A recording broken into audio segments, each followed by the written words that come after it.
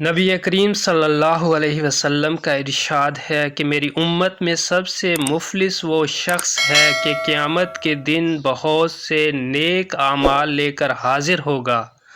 نماز، روزہ، صدقہ و خیرات، تلاوت، قربانی، حج، یعنی کہ سب کچھ لے کر حاضر ہوگا،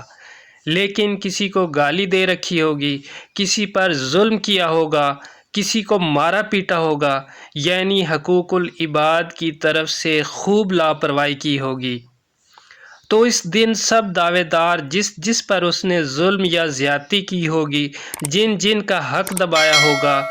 یا ناحق تکلیف دی ہوگی، وہ سب حاضر ہوں گے اور اس شخص کے نیک اعمال میں سے اپنے اوپر ہونے والی زیادتیوں کے بدلے میں نیکیاں حاصل کریں گے۔